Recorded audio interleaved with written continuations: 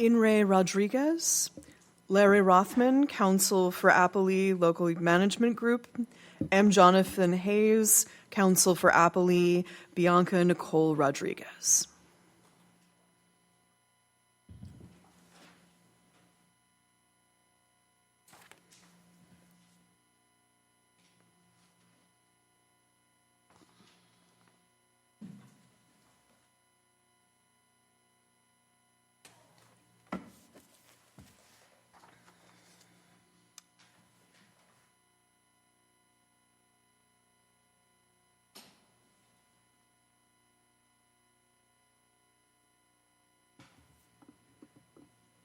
Go ahead. Good morning, Your Honors. I'd like to reserve 5 minutes. Tell us who you are. Oh, I'm sorry. I should. Famous as you may otherwise be. Yes. I'm Larry Rothman. Okay, nice to see you. Nice to see all of you. 5 minutes? You're reserving 5? I'm reserving 5 Gotcha. minutes, Okay. and I represent Locality. Okay, thank you. May it please the Court, this appeal turns on a single legal error that shaped the bankruptcy court's ruling. The court applied the wrong definition of finality under California law when it interpreted Section 362B22. The unlawful detainer judgment was final under California law. Mr. Rothman, let me just go through the chronology and make sure that we're on the same page. Okay. Okay. Let me go through these points. March 14th, 2025, the state court issued the writ of possession. Correct. On March 26, 2025, the state court ordered the lockout stayed until it issued another order. Correct. On April 2, 2025, Ms. Rodriguez filed her bankruptcy petition. Correct. On April 3, 2025, the state court entered an order lifting its stay. Correct. The landlord filed a motion for retroactive relief from the stay in June of 2025. Correct. The motion for retroactive relief from stay was denied by the bankruptcy court. That's also correct. Okay. With that factual situation, on April 2, 2025, did the landlord have a judgment that it could use on that day to take possession of the property? Yes, it had finality. And Well, okay, what I'm concerned about is that judgment was stayed. So on that day, was there a judgment that would allow the landlord to take possession of the property? yes, even though it was stayed, it was a final judgment. It was a final judgment because and let me explain the reason it was a final judgment. The only way that it would not be a final judgment would be if a writ would be taken up, as I've explained in my brief, and the writ, in fact, was taken up and then denied, as it was explained in the brief, under California law. Okay. And because of that, the judgment is final under California law. Okay, so the distinction here is that it was final, but it was not enforceable on that day. It was final and enforceable. But how could it be enforced if it was stayed? Again, I'm talking about on April 2nd, because the state court didn't release its stay until April 3rd.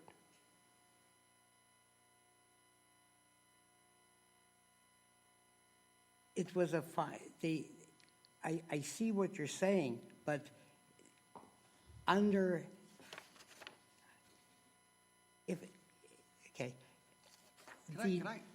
sorry, you finish, then I have a question for you. Finish your sentence, and I have a question for you, too.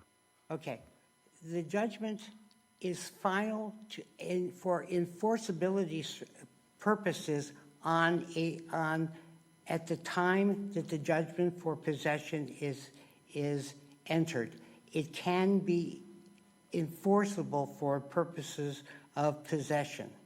at that time. Well, let me ask a Okay. question. The judge stayed that order for some reason, right? Correct. And I could be, Judge Corbett has the timeline way better than I do, so you're about to correct me, or I suspect. There was an argument by the debtor that she had not received papers and therefore the default was erroneous, right? Correct. Okay, was that the basis for the stay, or was there some other basis for the stay? No, you're correct. So the basis for the stay was, I may change my mind, right? The judge stayed the order on the theory that if I agree with the debtor here, maybe we need to have another hearing. Is that fair or not? That is fair. But it's wrong somehow. I can tell you're about to tell me why it's wrong. No, I'm saying Okay. you are correct, Okay. and that is fair. Okay. But I mean, However- I'll give you the counter example. We've actually talked about this. It's one thing if the judge says, you know, it's Christmas Eve. I'm going to stay this order for a couple of days, not because I'm wrong, because I don't want to make you move out.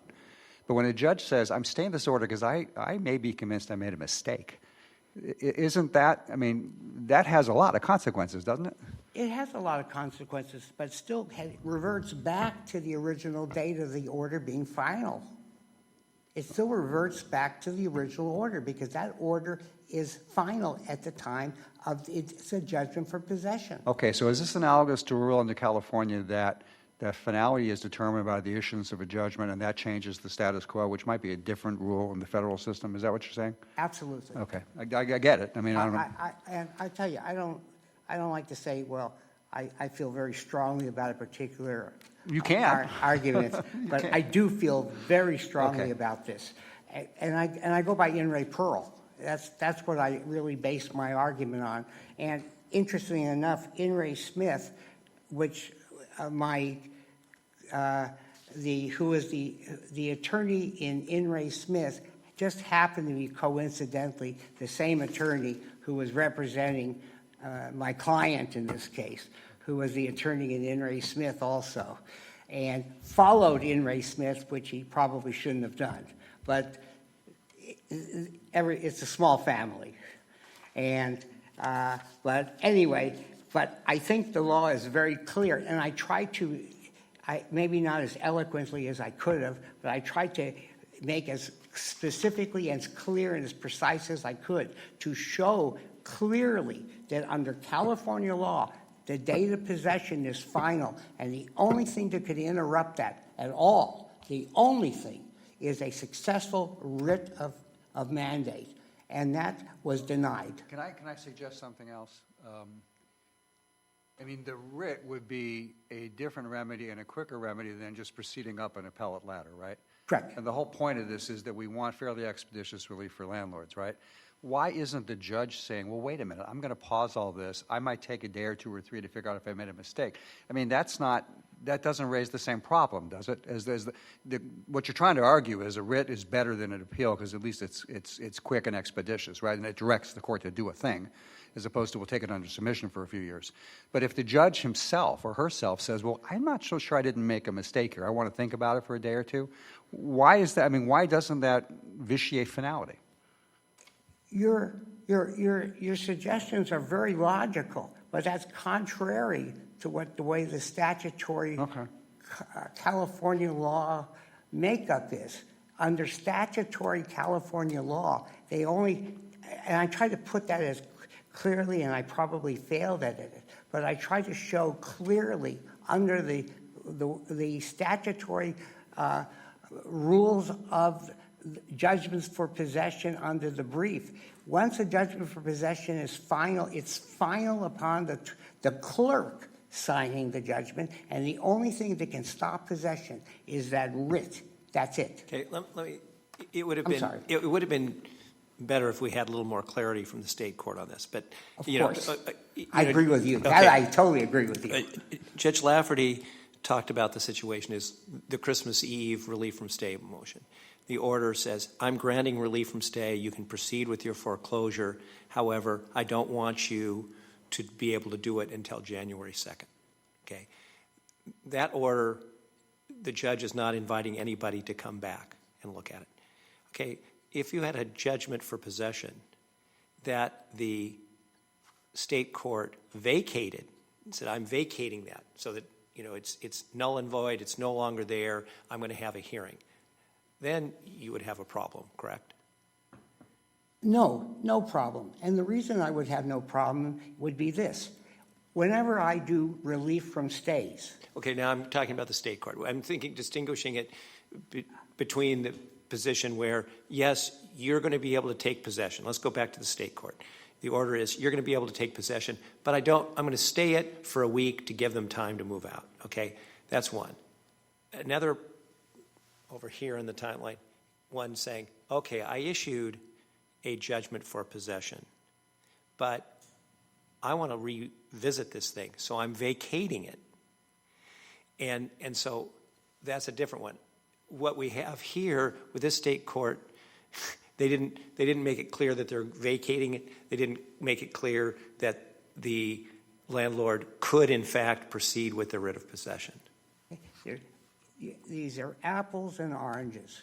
It's a combination of apples and oranges because a state judge has the right to, under 1179, I think that's 1179 of the CCP, to go ahead and alter a lockout date. But that's different. Altering a lockout date under 1179 is different than the statutory precision of when a judgment's final. But did the state court also have the ability to vacate the order? No. So, unless there's a defect and unless there's a motion to set aside the judgment, which is granted, but that didn't happen in this case. And also, I want to go back to Judge Lafferty's example, if I could. May I go back to, because I like his example. I think it's important. I think, in fact, I really like his example. Okay, in a relief from stay. Well, now we have to publish this, right? Okay, yeah. I really like your example for this reason. Okay. In a relief from stay, and I guess maybe luckily I haven't had too many of these, but in the relief from stay, the court has a discretion of saying, okay, I grant the relief from stay, but I'm going to put in there that there's no lockout. Or I just won't waive the 14 days, right? For one thing. Or, no, Yes. not even the waiving the lockout, but it says, they want an extra 5 days, I'll put that in. I have my discretion to do that, okay? Yeah. That doesn't even touch upon the finality argument because because the bankruptcy has a specific right to do that. The bankruptcy court has a specific right under the law to use its own discretion in circumstances based upon the equities. By the way, I'll just point out you're well within your 5. I mean, this is a very good discussion, but just you're down Oh, to 2:30. I'm sorry. No, I just it's like up to this you. discussion. Totally up to you. I like this discussion. Wherever you want to pause, you feel free, okay? If you want to save yourself I just some time. had so much more to talk All right, about. no doubt, okay. I'm sorry. No, Your no Honor. doubt, no doubt, okay. Okay. I also wanted. Okay. Let me talk a little faster. The judgment for possession is final and enforceable upon entry, subject only to the 5-day redemption period. The rule comes from almost a century of California Supreme Court authority. The Aguirre versus Plummer, Broomquist versus Halley, Jack versus Schimmer, and it's codified in 1174.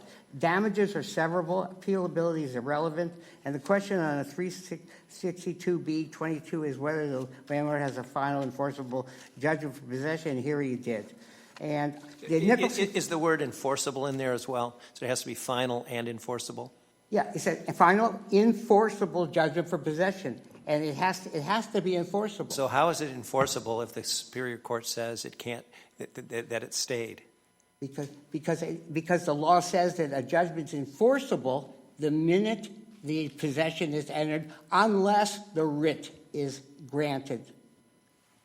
And my brief goes into that. Can you just repeat that code section? Okay, it's 1174. And I also, and at that point, there's no, I have only a short period left, so may I just talk about punitive damages a little bit? That's part of my argument. Totally up to you.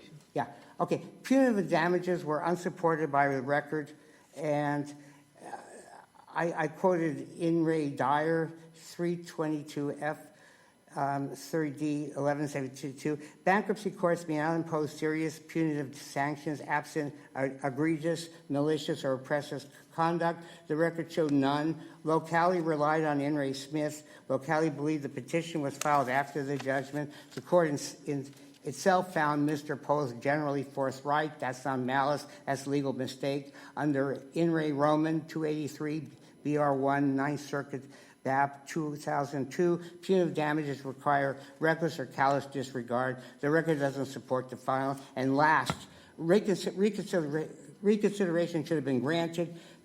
Rule 59E allows reconsideration for clear error. The bankruptcy court overlooked controlling California authority on finality. The textbook definition of clear error under McDonald versus Calderon, Kona Enterprises versus Bishop, Carroll versus Nakatani. Correcting the error requires reversal. And with that, Your Honor, I hope I have maybe a minute left. You're a negative 25. Yeah. Oh, I blew it. Anyway, I thank you very much for at least listening to my arguments. Listen, this is a doozy. Thank you. Okay. Thank you. Uh-huh.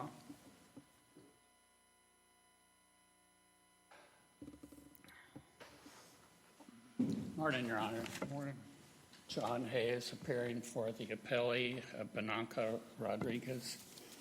I brought my own chronology to make sure I could remember it. And I mean, a lot of what I was prepared to say didn't come up, so I'm not sure that I'm going to have a lot to say, but I mean, I agree completely that at the moment that when the clerk stamp filed on that petition, there was an unenforceable judgment, and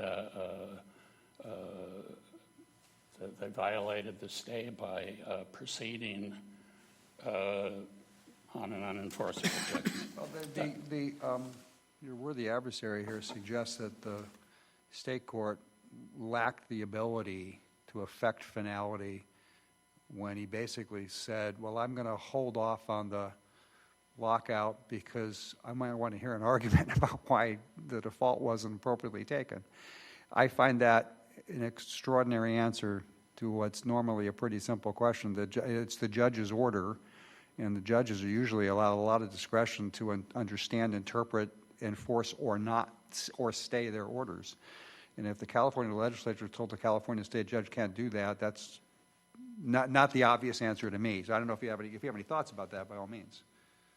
You know, I was going to point out that it's in a minute order. The stay, it's in a minute order, and what the minute order did was set a hearing on the motion to vacate the judgment, and basically the next sentence is, and the writ of execution is stayed also until that hearing.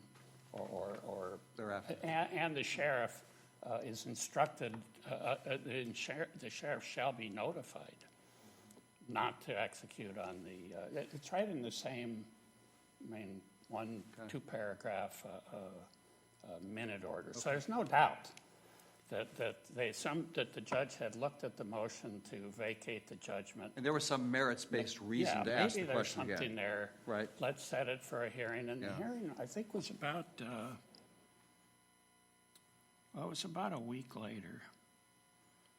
And apparently there's some possibility that they could have been thrown out within that week, since the writ had been issued a couple of weeks before that. That the writ was outstanding. It was at the sheriff's office. We don't want her thrown out until we can take a look at this. So I mean, I agree, and all the rest of the issues that were discussed in our brief, at least, if the court wants to affirm, because on that basis, I agree completely. Well, let me ask you a question. Do we have to add words to Pearl? I mean, if I think the Pearl case from the Ninth Circuit basically says that under California law, a debtor has no legal interest in the remaining property after issuance of the unlawful detainer judgment and a writ of possession in state court. do we have to add to that sentence after the issue of an enforceable unlawful detainer judgment and enforceable writ of possession? I don't think so. And Pearl, as I was prepared to discuss Pearl. I did a moot court last week, and we talked about Pearl a lot. So I went back and studied it. And Judge Clarkson, basically ignored it. I mean, he just put it in a footnote that it didn't apply, and I think he's right about that. Because of the unique circumstances of Pearl, the Yes. foreclosure aspects? Yes. Well, and others, actually. Okay. But in Mr. Rossman's brief, the appellant, the landlord's brief, said nothing about Pearl, even in the reply brief. But the thing about Pearl is it was a foreclosure sale. It started with a foreclosure sale. Yep. And I'm sure that the Ninth Circuit, I'm sure they were thinking, how in the world can there be any rights of a debtor to remain in possession on the petition date after a foreclosure sale? How could there be any possible thing for a trustee to do with respect to the property, or the debtor with respect to the property? Anyway, I really think that they sort of left it at that. This is the I don't want to waste too much time here, but I reread Pearl too, and I was reminded that there were, other legal issues percolating about the sale. And Judge Basin commented on that. Judge Rawlinson from the Ninth Circuit commented that Basin commented on it and then ignored it. So, one way to read Pearl is whatever else your rights are, possessory, you're out. And we're just going to think of possessory differently. And if you have other rights, you may have damages in a year or two, fine. But for now, the possessory interest is cut off. I would even add to that Judge Basin called it equitable right to possession. Yeah. And I think they were saying, no, there's no such thing as equitable right to possession. That's not a property asset that's protected by the automatic stay. Well, let's look at the B-22 exception a little bit. B-22 talks about, that 362 B-22 talks about a judgment for possession, okay? If before the date of the filing of the petition, a judgment of possession for such property against the debtor. If you have a judgment of possession, then the stay, there's an exception to the stay. No stay. Okay. Do we have to add their words, because there was a judgment of possession at one point? It may not be enforceable because of the stay. Do we have to add words to 362 B-22 to say an enforceable judgment for possession? Are we changing the statute? I don't think you have to add a word that says enforceable, but I do think we're adding a word that says final. Okay, I guess the Nicholson case, I think I'm looking at that. The court says that the courts that have reviewed this issue mean a final, non-appealable judgment. So you're saying we don't have a final judgment? Well, we don't under California law. It's final for enforceability. Any judgment is final for enforceability. Absent the stay. Yes. Yeah. Yeah, a judgment for money. It's enforceable immediately unless there's some stay. And California law says it's CCP 1049 says that the action is pending until all the appellate periods run. So the action doesn't end until the appellate period ends. And that comes up a ton in preclusion cases. Well, if someone wanted to appeal the judgment for possession here, with the stay in place, they'd have to wait till the Superior Court had their subsequent hearing, correct? Yes. So is that how you would define final, that it wasn't a final judgment because you couldn't execute on it right now, you couldn't do something until there was another hearing, and we shouldn't appeal it until we have that other hearing? I'm not positive I understand that, but the word final is a little bit weird because you can execute immediately on the judgment. It's final for that purpose, right? But California says for preclusion purposes especially, that the subsequent court, the bankruptcy court, can't use the judgment for preclusion purposes until it's final, right? So the general, I mean, the way I've always thought of it is the general idea is that a judgment in California is not final until the appeal period runs. And that's different if you're talking about enforceability. You know, it is final for enforceability. It's not final under California law until the appeal period runs. Well, but would the appeal period even run if the court says, I haven't made my final decision. I want to look at this again. I want to look at this again. So I haven't told you whether you can repossess the property or not. I said it once, but now I want to look at it again. So at that point, for somebody to appeal, wouldn't they have had to wait till for that second hearing? Well, I agree. Yes. And not to gild the lily here, but especially if the argument was, hey, wait a minute, this was a default. You know, I ought to be heard. That's, you know, better than many. That's very sympathetic to a judge. Even if you ultimately determine, well, I'm sorry, I can't rule for you. I mean, ruling on the merits is a fairly big deal. I agree completely. Yeah. Yeah, I did want to comment, and I want to make sure I don't forget, as Mr. Rothman said in his brief, and he just commented again, that the writ of mandate, that the debtor, she did all this stuff on her own. She found me long after all of this happened, but she filed a writ of mandate, and that was denied the same day. But it was denied without prejudice. And there's no doubt in it says right on there that it's denied without prejudice, and there's no doubt in my mind that that was because she filed a motion to vacate the judgment on the same day. The Court of Appeals said, well, let's see, I mean, basically what we've been talking about. Let's see what happens, whether the judge decides to redo this or not, then we'll consider. So the debtor's right to appeal, there's no doubt that it existed on the petition day. Actually, I hadn't thought of that, but actually, she couldn't have appealed the same day that she filed the bankruptcy petition, because at that point it wasn't final. I mean, I don't know if you have to say, well, it wasn't even a final judgment just because there was a stay, but it certainly wasn't final for purposes of appeal. And the Court of Appeals had said, well, we have to say what the judge is going to say. And all of that is as of the moment of the petition. Yeah, I mean, that goes back to the stay was on the merits, for lack of a better word, as opposed to just, we don't want you to have to move out on Christmas Eve. Yes. Those are two different things. Yes. I'm going to finish up, but I wanted to make one more comment on Pearl. I've got a question for you about some damages, if that's okay. Oh, sure.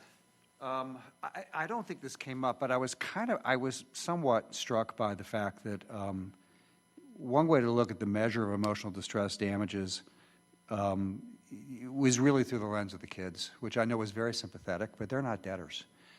And I was struggling to see how Judge Clarkson was really, if there were findings that would really tie all that back to the debtor. Now, I know she's the mom, and she could be affected by what she observes in the kids, but it struck me that was, I wasn't really getting the findings through there. And if the measure is what would 1 year's tuition at this level of university be, that kind of sounds like it's more kid-centric than mom-centric. Now, nobody's raised it, and I don't know if we're going to do anything with it, but did you have any reaction to that? I thought it was creative when I was reading it. No doubt. I did think to myself, I remember thinking, how would I... But if the measure of this is the harm to the child's not the debtor. So is that a problem here? Or do you think is there something in the record that suggests he really sifted that through and said the mother observing this was emotionally harmed? I don't remember, but he might have commented that it was emotional. I think he did. I think he did, yeah. Yeah. I'm just worried about what he was measuring. Now, I've looked at the record, and I didn't see that specific objection made. Is that correct? No I party. don't think it was. Right. Okay. I thought that there was almost no argument from the landlord about it. About the emotional And distress. therefore, I Okay, didn't okay, spend well, much time either. then you answer my question. And Okay. especially the punitive damages. I mean, all the cases that, I mean, the landlord seemed to be arguing that the court doesn't have the power to grant punitive damages. But anyway, Okay. I'll leave it at that. You said you were going to make another point about Pearl, or do you not want to do that? Let me, that relief from forfeiture. The thing about Pearl is that there isn't a word in there about 362B22. And they reversed the BAP. Pearl reversed the BAP, which did talk about B22. There wasn't a word in the Pearl case about final. Is this order final? I mean, they use that word final. And again, it is final for enforcement purposes, but not under California law is it final. There's also no discussion about forfeiture, the debtor's right to ask for relief from forfeiture. You know, I looked, 362L is the section that says the debtor... That's the protective section for the debtor, yeah. Yeah, if the debtor does this and this and this, I didn't realize what it says is if the debtor does this and this and this, B22 doesn't apply. You know, and I think that that Congress was considering when they said judgment, that it really wasn't the absolute end. Just because there's a piece of paper that says judgment on it doesn't mean that there's absolutely nothing for the bankruptcy court to do, nothing for the court to consider or look at. And certainly Pearl didn't do any of that. You're over your time, too. Oh, thank you. All right, Thank you very thank you much. so much. Okay, thank you for your good arguments. The matter's submitted. We'll get you a decision as soon as we can. Thank you, Your Honor. Okay, thank you. This is really interesting. You've done us a lot of good today. Thank you. Thank you, Your Honor. Okay. Thank you. The court beat me up over this. Should we go back and watch the video? Okay, thank you. Nice to see both of you.